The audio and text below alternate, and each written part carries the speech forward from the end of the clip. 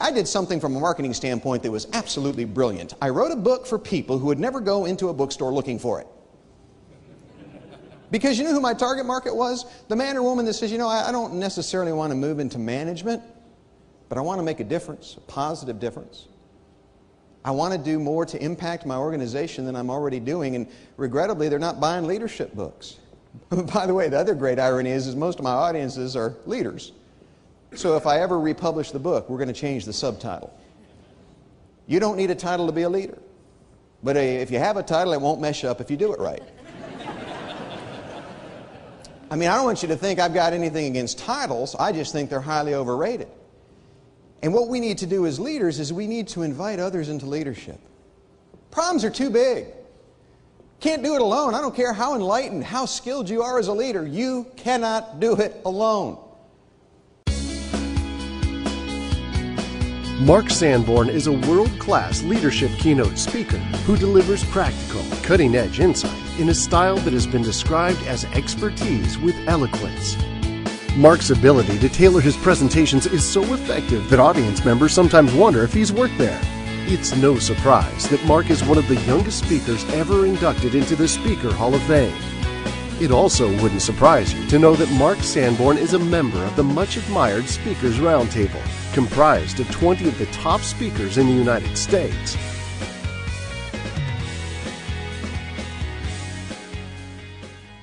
You know who Philip of Macedonia was? Most people don't know Philip. They know his famous kid. Alexander the Great conquered most of the known world at the time. Philip of Macedonia was a pretty good dad. He hired Aristotle to tutor Alexander the Great. Think about that. If you were an econ major, it'd be like your mom or dad hiring Alan Greenspan to be your tutor, and which could explain why he became Alexander the Great and not Alexander the Dork. I'm guessing that had something to do with it. But it was Philip of Macedonia. I read this quote once. I love the quote. It said, Philip of Macedonia said, "An army of deer led by a lion is more to be feared than an army of lions led by a deer." And you know why I loved it? Because it was so close to being right. But it wasn't. It was off just a little bit, because with all due respects to good old Philip of Macedonia, an army of lions led by a lion is to be feared most of all. The only thing better than good leadership at the top is good leadership top to bottom, bottom to top, where every member of the team or the congregation or the community knows when is it appropriate to lead, and they know how to do it.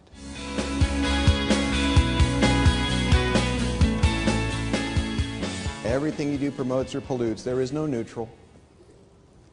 There's no middle ground. We're either promoting with our lives or polluting the lives of others because people are listening and watching. I got a brother-in-law that's a shrink. Makes for interesting family reunions. Those of you that do counseling will know this adage: listen to words but believe behaviors. By the way, you don't have to teach people that. If they're healthy, they listen to what people say, but they watch what they do. If there's discrepancy, they choose the behavior over the words. Doesn't do any good to talk about how committed you are to customers if you make fun of them behind closed doors, because they're hard to get along with. It's not what we say, it's what we do. And that's what self-mastery or self-responsibility is about, number one. That's the foundation. Till we're willing to take responsibility for doing the best we can with what we've got, we can't expect others to do so. Here's what I have learned. You don't get full credit in life unless you take full responsibility. You notice how people love to take credit but place blame? When things are successful, I did it. When things don't go right, somebody else caused it to go wrong. You only get full credit when you take full responsibility. That's number one. Number two, focus. You only got 3 resources. I'm an economist. Let me tell you something. Money's not a resource. Money's a byproduct. Money and funding are a byproduct of the only 3 resources you've got: your time, your expertise, and the time and expertise of your team.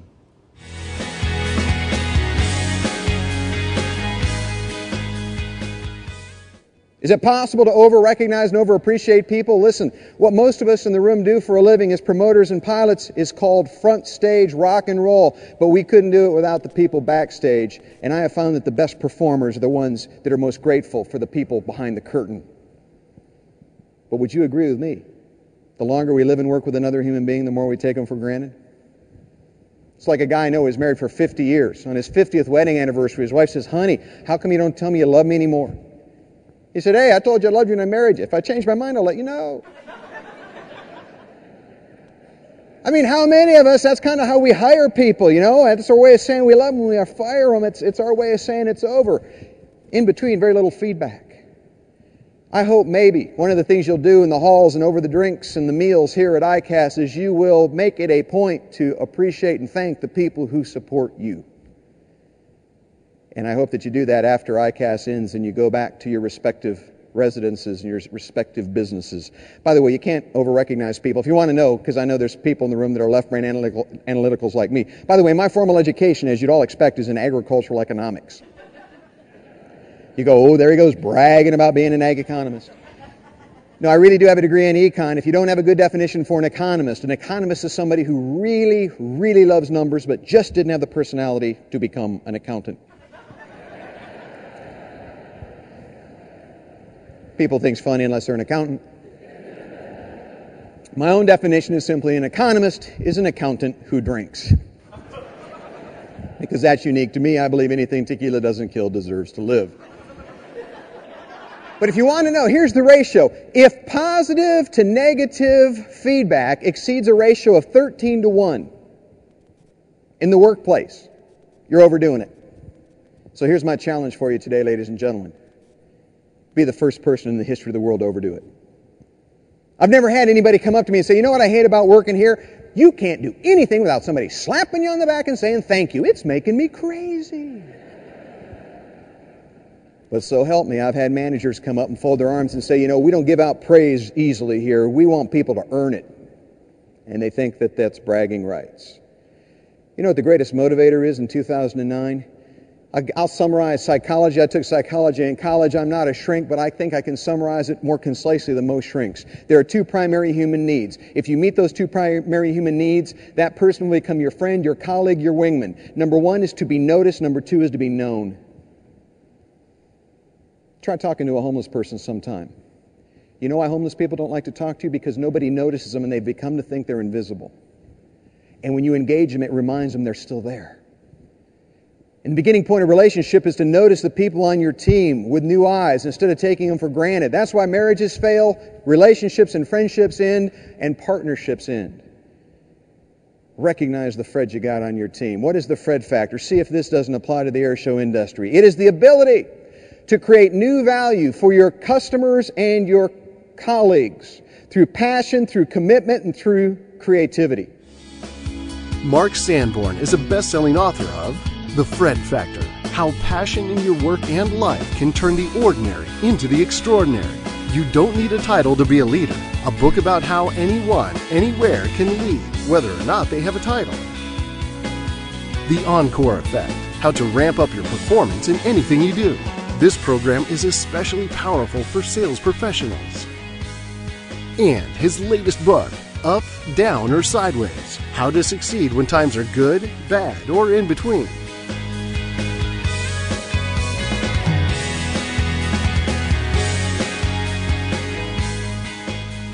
Ambition benefits the individual. Leadership benefits the greater good. And in our culture today, we're confusing kids. Because today, kids don't know the difference between fame and greatness. Fame is based on what you get. Lady Gaga is famous. Greatness is based on what you give. And the great people of history often go unnoticed, unappreciated. They don't get the attention that the celebrities get.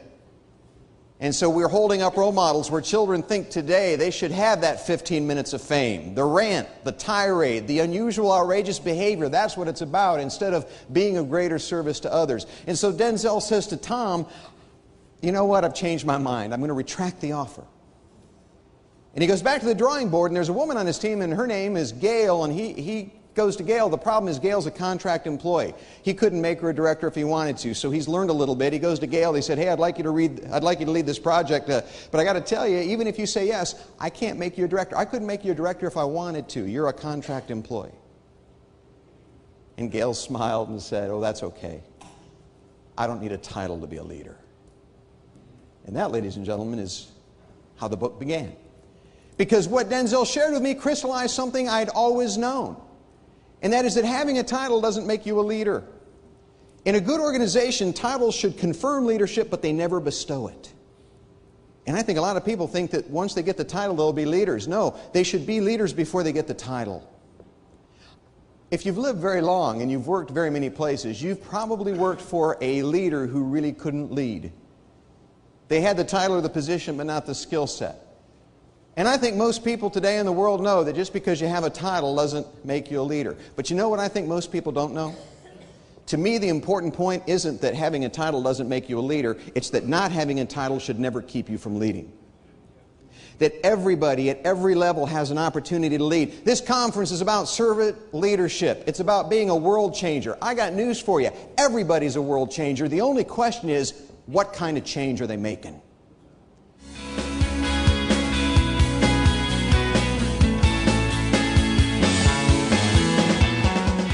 Do you consider your life a work of nonfiction on the bookshelves of history? I mean, it's about the story, isn't it?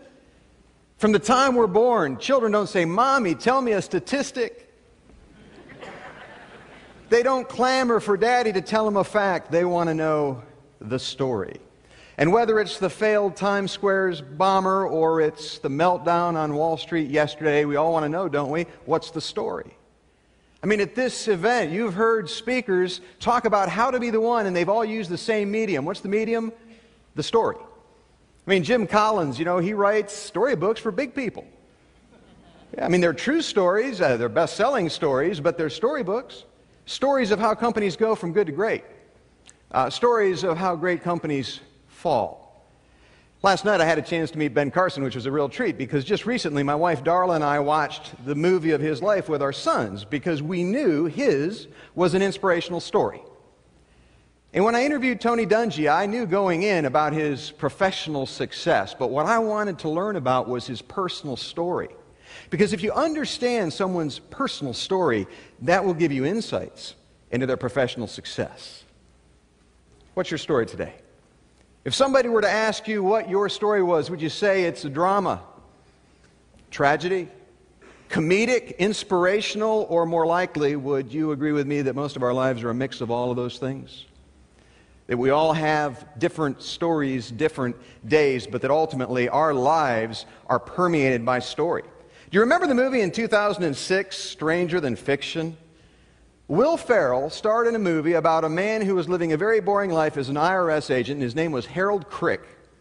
And Crick was a passive actor in his own life, until he noticed odd things beginning to happen, and it was because an author was scripting his life, and whatever she wrote happened to him, and he found it odd, but what really got his attention was when he realized the story was about to end with his death. And he looked for the author. He no longer wanted to be a bit player in his own life. He wanted to be an active participant. And isn't that really the challenge of leadership? To be actively involved in the stories we create for ourselves and for other people. I was on a program last year, 8 different events actually, for Chick-fil-A. We spoke to their managers, and one of the people that I shared the platform was Bruce Tolgan.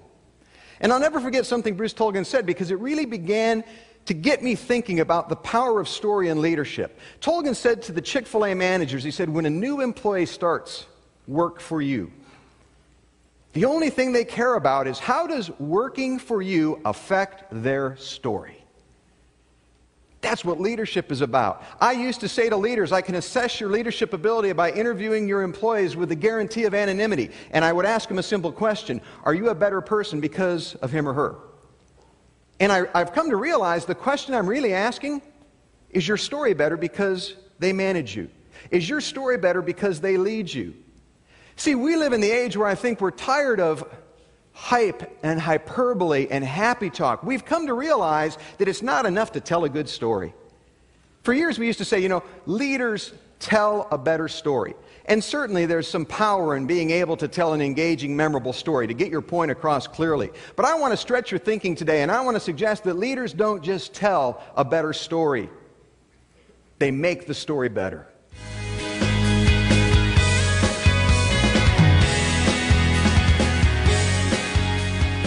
I want to suggest this morning that we are in the same business. Now, we don't do the same thing. Trust me, I can't fly aerobatics. I can't promote air shows. I've never done that. I'm not a vendor to the industry. But we are in the same business. We're about engaging, entertaining, and educating audiences. And folks, there's different ways to do it, but it's tough to do. Do you know the only thing the average person in the world today has less of than disposable income?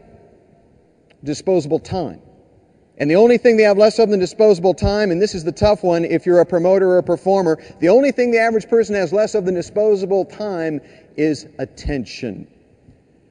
We live in the age of distraction.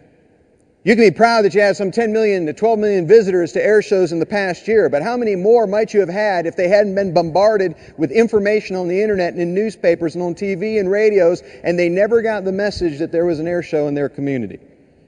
You got to capture the attention of the audience to get them to the air show. Then you got to capture their attention when they get there, because you know what they've got? They've got their PDAs, and in between acts, they're checking to see if anything happened at home or at work that's going to draw them back. And then you're about entertaining them. Most of us in the room today grew up on MTV. Did you know that the average MTV music video for many years had 120 image changes every 60 seconds?